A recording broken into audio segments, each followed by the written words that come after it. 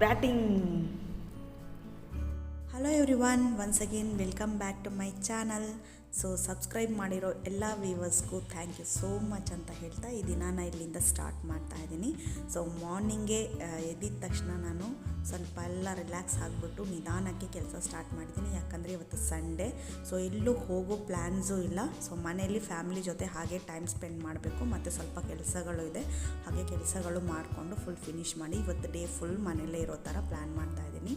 So ಮಾರ್ನಿಂಗೇ puri ಸಾಗು ನಾನು breakfast ಮಾಡಿಬಿಟ್ಟು ನೆಕ್ಸ್ಟು ಕೆಲಸಗಳೆಲ್ಲ ಸ್ವಲ್ಪ ಮಾಡ್ತಾಯಿದ್ದೀನಿ. ಯಾಕಂದರೆ ಸಂಡೇಸ್ ಅಂದ್ರೇ ಸ್ವಲ್ಪ ನಾನ್ ವೆಜ್ ಪ್ರಿಪ್ರೇಷನ್ ಎಲ್ಲ ಇರುತ್ತೆ. ಸೊ ಹಾಗಾಗಿ ಇವತ್ತು ಕ್ಲೀನಿಂಗೆಲ್ಲ ನಾನು ಏನೂ ಜಾಸ್ತಿ ಮಾಡೋಕ್ಕೆ ಹೋಗಲ್ಲ. ಸೊ ಕೆಲವು ಬೇರೆ ಕೆಲಸಗಳೆಲ್ಲ ಇದೆ, ಅದನ್ನೆಲ್ಲ ರೆಡಿ ಮಾಡ್ಕೊಳ್ಳೋಕ್ಕೇ ನಾನು ಇದೆಲ್ಲ ಕೆಲಸನೂ ಸ್ವಲ್ಪ ಮಾರನೇ ದಿನಕ್ಕೆ ಇಟ್ಕೊಂಡ್ಬಿಡ್ತೀನಿ. ಸೊ ನನ್ನ ಹತ್ರ ಫ್ರಿಡ್ಜ್ ಇಲ್ದಿದ್ದ ಕಾರಣ ನಾನು ಕರಿಬೇವು ಸೊಪ್ಪನ್ನ ಯಾವ ರೀತಿ ಸ್ಟೋರ್ ಮಾಡ್ತಾಯಿದ್ದೀನಿ ಅಂದರೆ, ಕರಿಬೇವು ಸೊಪ್ಪು, ಕೊತ್ತಂಬರಿ ಸೊಪ್ಪೆಲ್ಲ ಇದೇ ರೀತಿ ಸ್ಟೋರ್ ಮಾಡೋದು. ಸೊ ಈ ರೀತಿ ಒಂದು ಕಾಟನ್ ಟವಲ್ ಅಥವಾ ಕರ್ಚೀಫ್ ಏನಾದ್ರು ತೊಗೊಂಡು ಚೆನ್ನಾಗಿ ವೆಟ್ ಮಾಡಿಬಿಟ್ಟು ಅದನ್ನು ಫುಲ್ ನೀರು ಫ್ರೀಸ್ ಮಾಡಿ ಈ ರೀತಿ ಒಂದು ಬಾಕ್ಸಲ್ಲಿ ಎಲ್ಲ ಕರಿಬೇವು ಸೊಪ್ಪು ಹಾಕಿಬಿಟ್ಟು ಬಾಕ್ಸಲ್ಲಿ ಹಾಗೆ ಸ್ಟೋರ್ ಮಾಡಿಬಿಟ್ರೆ ಮಿನಿಮಮ್ ಒಂದು 4 to 5 days ಚೆನ್ನಾಗಿರುತ್ತೆ, ಏನೂ ಹಾಳಾಗಲ್ಲ. ಸೊ ನಾನು ಇದೇ ರೀತಿಯೇ ನಾನು ಕರಿಬೇವು ಸೊಪ್ಪು, ಕೊತ್ತಂಬರಿ, ಪುದೀನ ಎಲ್ಲದನ್ನು ಸ್ಟೋರ್ ಮಾಡ್ತಾಯಿದ್ದೀನಿ. ಸ್ವಲ್ಪ ತುಂಬ ಬಿಸಿಲಿದ್ರೆ ಒಂದು 3 daysಗೆ ಒಂದು ಸತಿ ಅದಕ್ಕೆ ಸ್ವಲ್ಪ ತೆಗೆದು ಬಾಕ್ಸ್ ತೆಗೆದು ಒಂಚೂರು ನೀರು ಅದ್ರ ಮೇಲ್ಗಡೆ ಚಿಮಿಸ್ಬಿಟ್ಟು ಮತ್ತೆ ಹಾಗೆ ಬಾಕ್ಸ್ನ ಕ್ಲೋಸ್ ಮಾಡಿಡಿ. ಸೊ ಲೈಟಾಗಿ ಸ್ಪ್ರೇ ಮಾಡಿ ಅಷ್ಟೇ, ನೀರು ಜಾಸ್ತಿ ಚುಮ್ಸೋಕ್ಕೆ ಹೋಗಬೇಡಿ. ಸೊ ನೆಕ್ಸ್ಟು ಮಧ್ಯಾಹ್ನ ಲಂಚ್ಗೆ ಪ್ರಿಪೇರ್ ಮಾಡ್ತಾಯಿದ್ದೀನಿ. ನಾನು ಬಂದು ರೈಸ್ನ ಬಡಿಸ್ತಾ ಇದ್ದೀನಿ. ಸೊ ರೈಸಿಗೆ ಸ್ವಲ್ಪ ಉಪ್ಪು ಹಾಕ್ಬಿಟ್ಟು ಹಾಗೆ ಮುಚ್ಚಳ ಹಾಕಿಬಿಟ್ಟು ಒಂದು ಮೀಡಿಯಮ್ ಒಲೆ ಉರಿಯಲ್ಲಿ ಇಟ್ಬಿಟ್ಟು ಅದು ಕುದಿಯೋ ತನಕ ಚೆನ್ನಾಗಿ ಸ್ವಲ್ಪ ಮೀಡಿಯಮ್ ಒಲೆ ಉರಿಯಲ್ಲಿ ಇಡ್ತೀನಿ. ಆಮೇಲೆ ಸ್ವಲ್ಪ ಲೋ ಫ್ಲೇಮ್ ಮಾಡಿಬಿಡ್ತೀನಿ. ಸೊ ಹಾಗೆ ಇನ್ನೊಂದು ಕಡೆ ನಾನು ಬೇಳೆನೂ ಬೇಯಿಸ್ತಾ ಇದ್ದೀನಿ. ಸೊ ಬೇಳೆ ಸಾಂಬಾರು, ರೈಸು ಮತ್ತು ಫಿಶ್ ಫ್ರೈ ಮಾಡೋಣ ಅಂದ್ಕೊಂಡೆ. ಫಿಶ್ ಬಂದು ಸ್ವಲ್ಪ ಆರ್ಡ್ರ್ ಮಾಡಿ ಬರೋದು ಲೇಟ್ ಆಯಿತು. ಹಾಗಾಗಿ ಬಂದಿದ್ದ ತಕ್ಷಣ ನಾನು ಅದನ್ನು ಹಾಗೆ ಲೈಟಾಗಿ ಕ್ಲೀನ್ ಮಾಡಿಬಿಟ್ಟು ಚೆನ್ನಾಗಿ ಒಂದು 3-4 ಪೀಸ್ ಮಾತ್ರ ಆ ಟೈಮಿಗೆ ತಿನ್ನೋಕ್ಕೋಸ್ಕರ ನಾನು ಮಸಾಲೆ ಹಾಕಿಬಿಟ್ಟು ಒಂದು 20 minutes ಇಟ್ಬಿಟ್ಟು ಹಾಗೆ ಫ್ರೈ ಮಾಡಿಬಿಟ್ಟೆ. ಯಾಕಂದರೆ ಅದು ಸ್ವಲ್ಪ ಲೇಟಾಗಿ ಬಂತು, ಅದರಿಂದ ನಾನು ಬೇಳೆ ಸಾಂಬಾರು ಇಟ್ಬಿಟ್ಟೆ. ಇಲ್ಲಾಂದರೆ ಮೀನು ಸಾಂಬಾರು ಮಾಡೋ ಪ್ಲ್ಯಾನೇ ಇತ್ತು. ಸೊ ಅರ್ಜೆಂಟಲ್ಲಿ ಇದೊಂದು ಬೇಳೆ ಸಾಂಬಾರು ಮಾಡಿಬಿಟ್ಟೆ. ಸೊ ನೆಕ್ಸ್ಟು ಈ ಬೇಳೆ ಸಾಂಬಾರು ತುಂಬಾ ಸಿಂಪಲ್, ಒಳ್ಳೆ ಸೂಪರಾಗಿರೋಂಥ ಸೈಡ್ ಡಿಶ್ ಇದ್ದರೆ ಈ ಸಾಂಬಾರು ಮಾತ್ರ ತುಂಬ ಟೇಸ್ಟಾಗಿರುತ್ತೆ. ಇಲ್ಲ ಅಂದರೂ ಬರೀ ಹಪ್ಪಳ ಉಪ್ಪಿನಕಾಯಿ ಹಾಕಿದ್ರೇ ಸಾಕು, ಅಷ್ಟು ಚೆನ್ನಾಗಿರುತ್ತೆ. ಸೊ ಇದು ಬಂದು ಹೆಸರು ಬೇಳೆಯಲ್ಲಿ ಮಾಡ್ತಾ ಇರೋದು ನಾನು. ಹೆಸರು ಬೇಳೆನ ಒಂದು 20 ನಿಮಿಷ ನೆನೆ ಹಾಕಿಬಿಟ್ಟು ಒಂದು 15 ನಿಮಿಷ ಬೇಯಿಸಿದ್ರೆ ಅದು ಚೆನ್ನಾಗಿ ಬೆಂದೋಗುತ್ತೆ.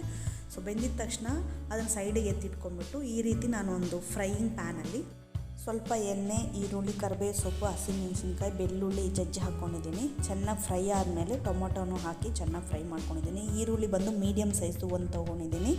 ಟೊಮೊಟೊ ಹಣ್ಣು ಮೀಡಿಯಮ್ ಸೈಜು 3 ತೊಗೊಂಡಿದ್ದೀನಿ. ಚೆನ್ನಾಗಿ ಫ್ರೈ ಮಾಡಿ ಆದಮೇಲೆ ಸ್ವಲ್ಪ ಅರಿಶಿನ ಪೌಡರ್ ಹಾಕಿಬಿಟ್ಟು ಅದನ್ನು ಫ್ರೈ ಮಾಡಿಬಿಟ್ಟು ನೆಕ್ಸ್ಟು ನಾವೇನು ದಾಲ್ ಬೇಯಿಸಿಟ್ಕೊಂಡಿದ್ದೀವಿ ಅದನ್ನು ಹಾಕಿ ಚೆನ್ನಾಗಿ ಕುದಿಯೋಕ್ಕೆ ಬಿಟ್ಬಿಡಿ. ಸೊ ಅದು ಕುದಿಯೋ ಅಷ್ಟರೊಳಗೆ ಮೀನು ತೊಗೊಂಡು ಬಂದುಬಿಟ್ರು. ಸೊ ಆರ್ಡ್ರ್ ಮಾಡಿದ್ದು ಮಧ್ಯಾಹ್ನ ಇನ್ನೇನು 1 ಗಂಟೆ ಆಗುತ್ತೆ ಅನ್ನೋ ಟೈಮಲ್ಲಿ ಅವರು ಬಂದು ಫಿಶ್ ತೊಗೊಂಬಂದು ಕೊಟ್ಟರು. ಸೊ ಬೆಳಗ್ಗೆ ಒಂದು 11 ಗಂಟೆಗೆ ಆರ್ಡ್ರ್ ಮಾಡಿದ್ರೆ ಆ ಥರ ಟೈಮ್ ಆಗುತ್ತೆ. ಬಟ್ ಸೂಪರಾಗಿ ಕ್ಲೀನ್ ಮಾಡಿ ಕೊಟ್ಟಿದ್ರು. ಜಸ್ಟ್ ನಾವು ವಾಶ್ ಮಾಡಿ ಹಾಕ್ಕೊಳ್ಳೋದಷ್ಟೇ. ಏನು ಆಲ್ಮೋಸ್ಟ್ ಬಾಂಗಡೆ ಮೀನು ಬಂದು ಜಾಸ್ತಿ ಕ್ಲೀನ್ ಮಾಡೋದೇನೂ ಇರಲ್ಲ. ಸ್ವಲ್ಪ ನಾವೇ ಒಂದು 3 times ವಾಶ್ ಮಾಡ್ಕೋಬೇಕು. ನಾನೊಂದು 2 times ಈ ರೀತಿ ನಾರ್ಮಲ್ ವಾಟರಲ್ಲಿ ವಾಶ್ ಮಾಡಿಬಿಟ್ಟು ಇನ್ನು 1 time ಬಂದು ಟರ್ಮರಿಕ್ ಪೌಡರ್ ಹಾಕಿಬಿಟ್ಟು ಒಂದು 10 minutes ಬಿಟ್ಬಿಟ್ಟು ವಾಶ್ ಮಾಡಿಬಿಡ್ತೀನಿ. ಸೊ ಆವಾಗ ಇನ್ನೂ ಸ್ವಲ್ಪ ಫ್ರೆಶ್ ಆಗಿರುತ್ತೆ ಫಿಶ್ಶು. ಸೊ ಇವಾಗ ಸಾಂಬಾರು ಬಂದು ಕುದೀತಾ ಇದೆ, ಕುದ್ದಾಯಿತು. ಅದಕ್ಕೆ ಇವಾಗ ಲೈಟಾಗಿ ಒಂದು ಒಗ್ಗರಣೆ ಕೊಟ್ಬಿಡ್ತೀನಿ. ಸ್ವಲ್ಪ ಎಣ್ಣೆ ಹಾಕ್ಕೊಂಬಿಟ್ಟು 2 ಸ್ಪೂನ್ ಎಣ್ಣೆ, ಸಾಸಿವೆ, ಜೀರಿಗೆ, ಆಮೇಲೆ ಬೆಳ್ಳುಳ್ಳಿ, ಸ್ವಲ್ಪ ಹಿಂಗೆ ಹಾಕ್ಕೊಳ್ಳಿ, ಒಣಗಿದ ಮೆಣಸಿನ್ಕಾಯಿ ಹಾಕಿ ಆ ಸಾಂಬಾರಿಗೆ ಒಗ್ಗರಣೆ ಕೊಟ್ಬಿಟ್ರೆ ಸಾಂಬಾರು ರೆಡಿ ಆಗುತ್ತೆ. ಒಗ್ಗರಣೆ ಕೊಟ್ಟಿದ್ದ ತಕ್ಷಣವೇ ಹಾಗೆ ಅದನ್ನು ಮುಚ್ಚಿಟ್ಬಿಡೋಣ. ಸೊ ಇಲ್ಲಾಂದರೆ ಅದು ಸ್ಮೆಲ್ ಹೋಗಿಬಿಡುತ್ತೆ. ನೆಕ್ಸ್ಟು ಲಿಯಾಗೆ ಸ್ವಲ್ಪ ಸಪ್ರೇಟಾಗಿ ಎತ್ತಿಕ್ಕಿದ್ದೆ ದಾಲ್. ಸೊ ಅವಳಿಗೆ ಸ್ವಲ್ಪ ಸ್ಪೈಸಸ್ ಜಾಸ್ತಿ ಇಷ್ಟ ಆಗಲ್ಲ, ಸ್ವಲ್ಪ ಪೆಪ್ಪರ್ ಹಾಕಿ ಕೊಟ್ಟರೆ ಮಾತ್ರ ಅವಳು ತಿಂತಾಳೆ ಅಷ್ಟೇ. ಸೊ ಅವಳಿಗೂ ಸಪ್ರೇಟಾಗಿ ಸ್ವಲ್ಪ ಎತ್ತಿಕ್ಕಿರೋದನ್ನ ಒಂದು ಚಿಕ್ಕದಾಗಿ ಒಂದು ಆನಿಯನ್ ಸ್ವಲ್ಪ ಹೆಚ್ಚಿಟ್ಟಿದ್ದೆ. ಮತ್ತು ಒಂದು ಸ್ವಲ್ಪ ಟೊಮೊಟೊ ನಮ್ಮ ಸಾಂಬಾರಿಗೆ ಹಾಕೋ ಟೊಮೊಟೊಗಳೇ ಒಂದು ಚೂರು ಎತ್ತಿಕ್ಬಿಟ್ಟು ಅವಳಿಗೂ ಒಂದು ಒಗ್ಗರಣೆ ಕೊಟ್ಟು ಸ್ವಲ್ಪ ಕುದಿಯೋಕ್ಕೆ ಬಿಟ್ಬಿಟ್ರೆ ಸ್ವಲ್ಪ ಪೆಪ್ಪರ್ ಹಾಕ್ತೀನಿ. ಸ್ವಲ್ಪ ಪೆಪ್ಪರ್ ಹಾಕಿ ಚೆನ್ನಾಗಿ ಕಲಿಸ್ಬಿಟ್ರೆ ಆ ಖಾರಕ್ಕೆ ಸಾಕಂಗೆ ಅವಳಿಗೂ ಸ್ವಲ್ಪ ಹಿಂಗೆ ಹಾಕಿ ಚೆನ್ನಾಗಿ ಕುದಿಯೋಕ್ಕೆ ಬಿಟ್ಬಿಟ್ರೆ ಆ ಸಾಂಬಾರಲ್ಲೇ ಅವಳು ಸೂಪರಾಗಿ ತಿಂತಾಳೆ. ಬಿಸಿ ಬಿಸಿ ಅನ್ನ ಮತ್ತು ಸಾಂಬಾರು ಹಾಕಿದ್ರೆ ತುಂಬ ಇಷ್ಟಪಟ್ಟು ತಿಂತಾಳೆ. ಫಿಶೆಲ್ಲ ಬಂದು ಸ್ವಲ್ಪ ಸ್ಪೈಸಿ ಆಗಿರೋದ್ರಿಂದ ತಿನ್ನಲ್ಲ. ಸಮ್ಟೈಮ್ಸ್ ಪೆಪ್ಪರ್ ಮತ್ತು ಸಾಲ್ಟ್ ಹಾಕಿ ಕೊಟ್ಟರೆ ತಿಂತಾಳೆ. ಬಟ್ ಇವಾಗ ಸ್ವಲ್ಪ ಹೀಟ್ ಆಗಿರೋದ್ರಿಂದ ನಾನು ಅವಳಿಗೆ ಸ್ಕಿಪ್ ಮಾಡಿದೆ ಫಿಶ್ ಕೊಡದೇ ಇರೋದಕ್ಕೆ. ಈವ್ನಿಂಗ್ ಬಂದು ಆಮ್ಲೆಟ್ ಕೊಡೋಣ ಅಂತ ಹೇಳ್ಬಿಟ್ಟು ಮಧ್ಯಾಹ್ನ ಜಸ್ಟ್ ಬರೀ ಸಾಂಬಾರು ಹಾಕ್ಬಿಟ್ಟು ರೈಸ್ ಬಿಸಿ ಅನ್ನೋದಕ್ಕೆ ಫುಲ್ಲು ಚೆನ್ನಾಗಿ ಕಲಿಸ್ಬಿಟ್ಟು ಕೊಡ್ತಾಯಿದ್ದೀನಿ. ಅದನ್ನು ಅವ್ರ ಅಪ್ಪ ತಿನ್ನಿಸ್ಬಿಡ್ತಾರೆ. ಸೊ ಮಿಕ್ಕಿದ ಕೆಲಸಗಳು ನಾನು ಮಾಡ್ಕೊಂಬಿಡ್ತೀನಿ. ಇವಾಗ ಬಂದು ಸ್ವಲ್ಪ ಲೇಟಾಗಿ ಬಂದಿದ್ದರಿಂದ ಒಂದೇ ಒಂದು ಸ್ವಲ್ಪ ಫಿಶ್ ಮಾತ್ರ ನಾನು ತುಂಬ ಕ್ಲೀನಾಗಿ ವಾಶ್ ಮಾಡಿಬಿಟ್ಟು ಫ್ರೈಗೆ ಮಾತ್ರ ಹಾಕ್ಕೊಳ್ತೀನಿ. ಯಾಕಂದರೆ ಬೇಳೆ ಸಾಂಬಾರು ಮಾಡಿಬಿಟ್ಟು ಆಮ್ಲೆಟ್ ಹಾಕೋಣ ಅಂದ್ಕೊಂಡೆ. ಬಟ್ ಫಿಶ್ ಬೇಗ ಬಂದಿದ್ದರಿಂದ ಇನ್ನೊಂದು 20 ಮಿನಿಟ್ಸಲ್ಲಿ ಇದು ರೆಡಿ ಮಾಡ್ಕೊಳ್ಳೋಣ ಅಂತ ಹೇಳಿ ಸ್ವಲ್ಪ ಸಿಂಪಲ್ಲಾಗಿ ಬರೀ ಖಾರದ ಪೌಡ್ರು, ಶುಂಠಿ ಬೆಳ್ಳುಳ್ಳಿ ಪೇಸ್ಟ್ ಇದ್ದರೆ ಒಂದು ಸ್ವಲ್ಪ ಹಾಕ್ಕೊಳ್ಳಿ, ಖಾರದ ಪೌಡರು, ಲೆಮನ್ನು ಜ್ಯೂಸ್ ಸ್ವಲ್ಪ ಹಾಕ್ಕೊಂಡಿದ್ದೀನಿ, ಸ್ವಲ್ಪ ಸಾಲ್ಟ್, ಆಮೇಲೆ ಸ್ವಲ್ಪ ಪೆಪ್ಪರ್ ಪೌಡರು, ಆಮೇಲೆ ಸ್ವಲ್ಪ ಜೀರಿಗೆ ಪೌಡರು, ಧನಿಯಾ ಪೌಡರ್ ಚೂರು ಹಾಕ್ಕೊಂಡಿದ್ದೀನಿ. ಇದನ್ನೆಲ್ಲ ಹಾಕಿ ಸ್ವಲ್ಪ ಅರಿಶಿನ ಪೌಡರ್ ಬೇಕಾದ್ರೆ ಹಾಕಿ ಚೆನ್ನಾಗಿ ಕಲಸಿ, ಬೇರೆ ಏನು ಎಕ್ಸ್ಟ್ರಾ ಹಾಕೊಳ್ಳಿಲ್ಲ. ಸೊ ಕಲಸಿಟ್ಬಿಟ್ಟು ಅದ್ರ ಮೇಲೆ ಸ್ವಲ್ಪ ಕರ್ಬೇವು ಸೊಪ್ಪು ಹಾಕಿಬಿಟ್ಟು ಕರ್ಬೇವು ಸೊಪ್ಪನ್ನು ಆ ಮಸಾಲೆಗೆಲ್ಲ ಸ್ವಲ್ಪ ಮಿಕ್ಸ್ ಆಗೋ ಥರ ಮಿಕ್ಸ್ ಮಾಡ್ಕೊಳ್ಳಿ. ಸೂಪರು ಸ್ಮೆಲ್ಲು ಮತ್ತು ಟೇಸ್ಟು ಚೆನ್ನಾಗಿರುತ್ತೆ. ಸೊ ಇದನ್ನ ಜಾಸ್ತಿ ನಾನು ನೆನೆಯಕ್ಕೆ ಬಿಟ್ಟಿಲ್ಲ. ಒಂದು 20 ಮಿನಿಟ್ಸ್ ಆಗಿದ ತಕ್ಷಣ ನಾನು ಫ್ರೈ ಮಾಡ್ಕೊಂಡ್ಬಿಟ್ಟೆ. ಸೊ ಮಿಕ್ಕಿದ್ದೆಲ್ಲ ಏನಿದೆ ಅದನ್ನೆಲ್ಲ ಇವಾಗಲೇ ಕಲಸಿಟ್ಬಿಟ್ಟು ಈವ್ನಿಂಗಿಗೆ ಮಾಡಿಕೊಂಡ್ರೆ ಸೂಪರಾಗಿ ಖಾರ ಎಲ್ಲ ಚೆನ್ನಾಗಿ ಇಳಿದಿರುತ್ತೆ. ಸೊ ನಾನಿಲ್ಲಿ ಈಸ್ಟರ್ನ್ ಫಿಶ್ ಮಸಾಲ ಯೂಸ್ ಮಾಡ್ತಿದ್ದೀನಿ ಸಾಂಬಾರಿಗೆ. ಇದನ್ನು ಬೇಕಾದ್ರೆ ನೀವು ಫ್ರೈ ಕೂಡ ಯೂಸ್ ಮಾಡ್ಕೋಬೋದು. ಈ ರೀತಿ ನಾನು ಹಿಂಗೆ ಮಿಕ್ಸ್ ಮಾಡಿದ್ನಲ್ವ ಪೌಡರ್ಸು, ಅದಕ್ಕೆ ಬದಲು ಇದನ್ನು ಹಾಕ್ಕೊಂಡು ಮಾಡ್ಕೋಬೋದು. ಸೊ ತಲೆ ಮಾತ್ರ ನಾನು ಸಾಂಬಾರು ಮಾಡ್ತಾಯಿದ್ದೀನಿ. ಸೊ ಅದರದ್ದು ಬಾಲ ಎಲ್ಲ ನಾನು ಈ ರೀತಿ ಫ್ರೈ ಮಾಡ್ಕೊತಾ ಇದ್ದೀನಿ. ಅದಕ್ಕೆ ಬಂದು ಇವಾಗಲೇ ಸ್ವಲ್ಪ ನಾನು ಫಿಶ್ ಫ್ರೈ ಮಾಡ್ತಿದ್ದೀನಲ್ಲ ಆ ಟೈಮಲ್ಲೇ ಇದನ್ನು ಸ್ವಲ್ಪ ಎಲ್ಲ ಮಿಕ್ಸ್ ಮಾಡಿ ಇಟ್ಬಿಡ್ತಾಯಿದ್ದೀನಿ. ಯಾಕಂದರೆ ಆ ಮಸಾಲೆ ಸ್ವಲ್ಪ ತಲೆಗೆಲ್ಲ ಚೆನ್ನಾಗಿ ಊರಿದ್ರೆ ಸಾಂಬಾರು ಸೂಪರ್ ಟೇಸ್ಟಾಗಿರುತ್ತೆ. ಅದಕ್ಕೋಸ್ಕರ ನಾನು ಅದನ್ನೆಲ್ಲ ಮಿಕ್ಸ್ ಮಾಡಿ ಇಟ್ಬಿಟ್ಟೆ. ಸ್ವಲ್ಪ ಅದಕ್ಕೆ ಹುಣಸೆ ಹಣ್ಣು ರಸನೂ ಹಾಕಿಬಿಟ್ಟು ಆ ಪೌಡರ್ ಹಾಕಿ ಮಿಕ್ಸ್ ಮಾಡಿರ್ತೀನಿ, ಸ್ವಲ್ಪ ಉಪ್ಪು ಹಾಕ್ಬಿಟ್ಟು. ಸೊ ಇವಾಗ ಮಧ್ಯಾಹ್ನ ಲಂಚ್ ರೆಡಿ ಆಯಿತು. ಬೇಳೆ ಸಾಂಬಾರು, ಸೈಡ್ ಡಿಶ್ಶಾಗಿ ಮೀನು ಫ್ರೈ. ಸೊ ಮೀನು ಫ್ರೈಗೆ ಈ ರೀತಿ ಮಾಡಿ ನೋಡಿ. ಬೆಳ್ಳುಳ್ಳಿ ಕೂಡ ಹಾಕ್ಕೋಬೋದು ನೀವು, ಸ್ವಲ್ಪ ಹಾಗೆ ಸಿಪ್ಪೆ ಸಮೇತ ಜಜ್ಜಿ, ಸೂಪರ್ ಟೇಸ್ಟ್ ಇರುತ್ತೆ. ಮತ್ತು ಗ್ಯಾಸ್ಟ್ರಿಕ್ ಇನ್ನೇನಾದರೂ ನಿಮಗೆ ಇದ್ರೂ ಅದು ಚೆನ್ನಾಗಿ ತೆಗಿಯುತ್ತೆ. ಸೊ ಬ್ಲೋಟಿಂಗ್ ಎಲ್ಲನೂ ಕೂಡ ರೆಡ್ಯೂಸ್ ಮಾಡುತ್ತೆ. ಸೊ ಟ್ರೈ ಮಾಡಿ ಈ ರೀತಿ ಫಿಶ್ ಫ್ರೈ ಸೂಪರಾಗಿರುತ್ತೆ. ಸೊ ನಾನು ತವಾ ಫ್ರೈ ಮಾಡಿದ್ದೀನಿ, ಎಣ್ಣೆಲೆಲ್ಲ ಫ್ರೈ ಮಾಡಿಲ್ಲ, ಟೇಸ್ಟ್ ಚೆನ್ನಾಗಿರುತ್ತೆ. ಬಟ್ ಒಂದು 20 ಮಿನಿಟ್ಸ್ ಬಿಟ್ಟಿದ್ದರಿಂದ ಅಷ್ಟೇನು ಜಾಸ್ತಿ ಬಂದು ಮಸಾಲೆಗಳೆಲ್ಲ ಅಷ್ಟು ಚೆನ್ನಾಗಿ ಇಟ್ಕೊಂಡಿಲ್ಲ. ಬಟ್ ಟೇಸ್ಟ್ ಚೆನ್ನಾಗಿತ್ತು, ಬೆಂದಿತ್ತು. ಒಂದು 20 to 25 ಮಿನಿಟ್ಸ್ ಚೆನ್ನಾಗಿ ಮೀಡಿಯಮ್ ಉರಿಯಲ್ಲೇ ಬೇಯಿಸಬೇಕು.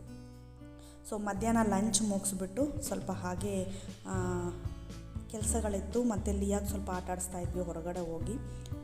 ಅವಳು ಆಟ ಆಡೋ ಅಷ್ಟರೊಳಗೆ ನಾನು ಮನೆ ಗುಡಿಸಿ ಎಲ್ಲ ಸ್ವಲ್ಪ ಕ್ಲೀನ್ ಮಾಡಿಬಿಟ್ಟೆ. ನೆಕ್ಸ್ಟ್ ಬಂದು ಅವರಿಬ್ಬರು ಸ್ವಲ್ಪ ಆಟಾಡಿ ಸ್ನಾನ ಎಲ್ಲ ಮಾಡಿಬಿಟ್ಟು ಹೋಗಿ ಮಲ್ಕೊಂಡ್ಬಿಟ್ರು. ನಾನೊಂದು 4 ಗಂಟೆಯಲ್ಲಿ ಸಾಂಬಾರು ಮಾಡೋಕ್ಕೆ ಸ್ಟಾರ್ಟ್ ಮಾಡಿಕೊಂಡೆ. ಯಾಕಂದರೆ ಸಾಂಬಾರು ಬಂದು ಮೀನು ಸಾಂಬಾರಲ್ಲೂ ಸ್ವಲ್ಪ ಬೇಗ ಮಾಡಿಟ್ರೇ ಟೇಸ್ಟು ಸೂಪರಾಗಿರುತ್ತೆ ನೈಟ್ ಟೈಮು ಅಥವಾ ಮಾರನೇ ದಿನ ತಿನ್ನೋದಕ್ಕೆ. ಅದಕ್ಕೋಸ್ಕರ ಒಂದು 4 o'clock ನಾನು ಅಡುಗೆ ಮಾಡೋಕ್ಕೆ ಸ್ಟಾರ್ಟ್ ಮಾಡಿಕೊಂಡೆ. ಸೊ ಶುಂಠಿ ಬೆಳ್ಳುಳ್ಳಿ ಒಂದೊಂದು ಇಂಚು, ಒಂದು 10-12 ಬೆಳ್ಳುಳ್ಳಿ ತೊಗೊಂಡಿದ್ದೀನಿ. ಈ ರೀತಿ ಜಜ್ಜಿಟ್ಕೊಂಡಿದ್ದೀನಿ. ಸೊ ಈರುಳ್ಳಿನೂ ಅದೇ ರೀತಿ ಜಜ್ಜಿಟ್ಕೊತೀನಿ. ಒಂದು ಮೀಡಿಯಮ್ ಸೈಜ್ ಈರುಳ್ಳಿ ತೊಗೊಂಡು ಅದನ್ನು ಈ ರೀತಿ ಚೆನ್ನಾಗಿ ಜಜ್ಜಿಟ್ಕೊತಾ ಇದ್ದೀನಿ. ಸೊ ಈ ರೀತಿ ಮೋಟರ್ ಕಲ್ಲಲ್ಲಿ ಚೆನ್ನಾಗಿ ಜಜ್ಜಿ ಮಾಡಿಕೊಂಡು ಸೂಪರಾಗಿರುತ್ತೆ ಟೇಸ್ಟು. 3 ಮೀಡಿಯಮ್ ಸೈಜ್ದು ಹಣ್ಣಾಗಿರೋ ಟೊಮೊಟೊ ಹಣ್ಣು ತೆಗೆದು ಚೆನ್ನಾಗಿ ಈ ರೀತಿ ಚೆನ್ನಾಗಿ ಆ ರೀತಿ ಪ್ರೆಸ್ ಮಾಡ್ಕೊಂಡು ನಾವು ಸ್ವಲ್ಪ ಇದು ಮಾಡಿಕೊಂಡ್ರೆ ಸ್ವಲ್ಪ ಸ್ಮೂತ್ ಆಗುತ್ತೆ.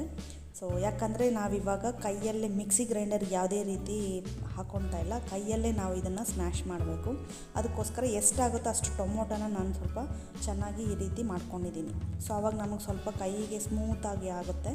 ಅದಕ್ಕೋಸ್ಕರ ಆ ರೀತಿ ನಾನು ಟೈಲ್ಸಲ್ಲಿ ಹಾಕಿ ರಬ್ ಮಾಡ್ಕೊಂಡಿದ್ದೀನಿ.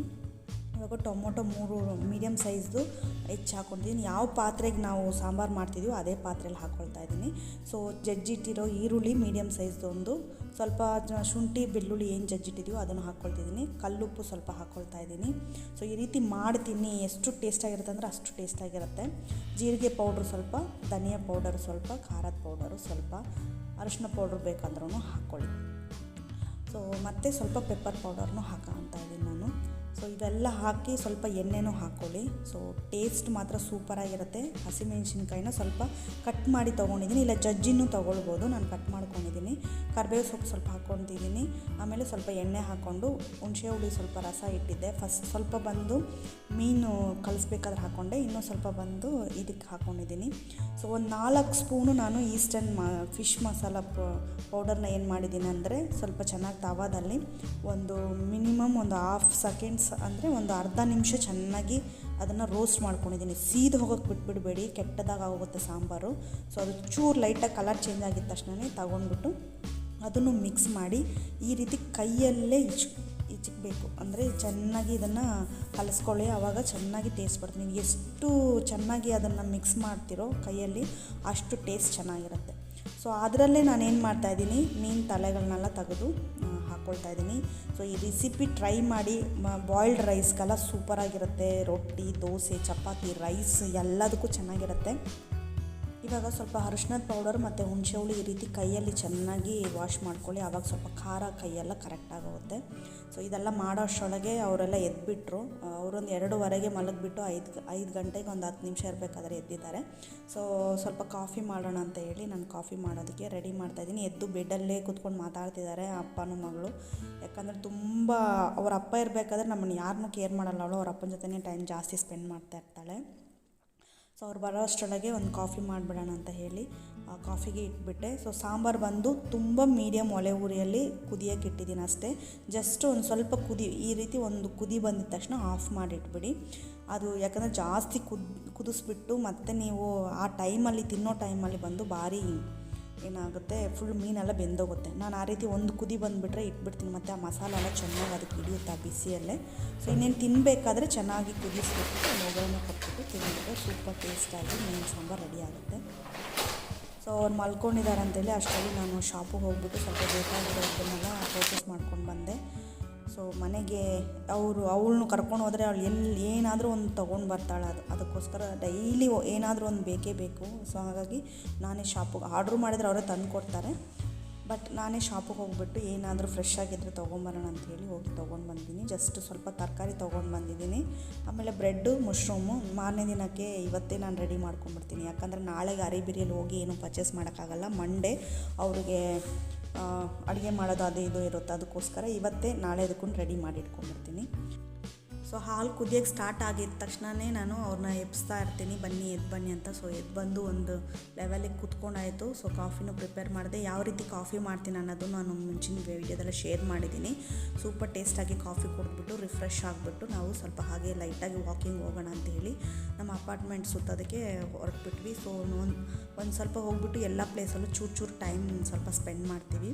ಸೊ ಟೈಮ್ ಸ್ಪೆಂಡ್ ಮಾಡೋದು ಜಾಸ್ತಿ ಅಂದರೆ ಸ್ವಿಮ್ಮಿಂಗ್ ಪೂಲ್ ಹತ್ರನೇ, ಯಾಕಂದರೆ ಅಲ್ಲಿ ತುಂಬ ಚೆನ್ನಾಗಿ ನಮಗೆ ಅಷ್ಟು ರಿಫ್ರೆಶಿಂಗ್ ಆಗಿರುತ್ತೆ ಮತ್ತು ಏನೋ ಒಂಥರ ಫ್ರೆಶ್ನೆಸ್ ಆಗಿರುತ್ತೆ. ಸೊ ಅದಕ್ಕೋಸ್ಕರ ಅಲ್ಲಿ ಹೋಗಿರೋದು. ಈವ್ನಿಂಗ್ ಟೈಮಲ್ಲಂತೂ ಅಷ್ಟು ಚೆನ್ನಾಗಿರುತ್ತೆ ಅಲ್ಲಿ. ಸೊ ಅವಳು ತುಂಬ ಎಂಜಾಯ್ ಮಾಡ್ತಾಳೆ. ಹಾಗೆ ಅಲ್ಲಿ ಒಂದು ಸ್ವಲ್ಪ ಕ್ಲಬ್ ಹೌಸ್ಗೆಲ್ಲ ಒಂದು ರೌಂಡ್ ಹೊಡ್ಕೊಂಡು ಬಂದುಬಿಡ್ತೀವಿ. ಸೊ ಸ್ವಲ್ಪ ಹೊತ್ತು ಟೈಮ್ ಚೆನ್ನಾಗಿ ಸ್ಪೆಂಡ್ ಮಾಡಿಬಿಟ್ಟು ಇನ್ನೇನು ಮಾರನೇ ದಿನ ಅವ್ರು ಆಫೀಸ್ಗೆ ಹೋಗಬೇಕು ಅಂತ ಹೇಳಿ ಸ್ವಲ್ಪ ಬೇಗನೆ ಮಲ್ಕೊಬೇಕು. ಯಾಕಂದರೆ ಟಿ ವಿ ಇಲ್ಲ, ನೋಡೋದಕ್ಕೆ ಏನೂ ಇಲ್ಲ. ಊಟ ಮಾಡಿಬಿಟ್ಟು ಜಸ್ಟ್ ಏನಾದರೂ ಇದ್ದರೆ ಡಿಸ್ಕಷನ್ ಮಾಡಿಬಿಟ್ಟು ಹಾಗೆ ಮಲ್ಕೊಂಡ್ಬಿಡ್ತೀವಿ. ಬಂದಿದ್ದ ತಕ್ಷಣವೇ ನಾನು ಮೀನು ಫ್ರೈ ಮಾಡೋದಕ್ಕೆ ಇಟ್ಬಿಟ್ಟೆ, ಯಾಕಂದರೆ ಅದು ಸ್ವಲ್ಪ ಟೈಮ್ ತೊಗೊಳುತ್ತೆ. ಅದನ್ನು ತುಂಬ ಲೋ ಫ್ಲೇಮಲ್ಲೇ ನಾನು ಬಂದು ಬೇಯಿಸೋದು, ಅದಕ್ಕೋಸ್ಕರ ಅದನ್ನು ಬೇಯಕ್ಕೆ ಇಟ್ಬಿಟ್ಟೆ. ಮೀನು ಸಾಂಬಾರನ್ನು ಅಷ್ಟೇ ಲೋ ಫ್ಲೇಮಲ್ಲೇ ಕುದಿಯೋಕ್ಕೂ ಇಟ್ಟಿದ್ದೀನಿ. ಸೊ ಅನ್ನಕ್ಕೂ ಇಟ್ಬಿಟ್ಟೆ. ಸ್ವಲ್ಪ ಸಂಜೆ ಮಧ್ಯಾಹ್ನ ಮಾಡಿರೋ ರೈಸ್ ಸ್ವಲ್ಪ ಇತ್ತು. ಸೊ ಸಂಜೆ ಅಡುಗೆ ಮಾಡ್ತಾಯಿದ್ದೀನಲ್ವ, ಆ ಹಳೆ ಅನ್ನ ಏನಿದೆಯೋ ಮಧ್ಯಾಹ್ನ ಮಾಡಿರೋ ಅನ್ನನೇ ನೈಟ್ ಮಾಡ್ತಿರೋ ಅನ್ನಕ್ಕೆ ನಾನು ಮಿಕ್ಸ್ ಮಾಡಿಬಿಡ್ತೀನಿ.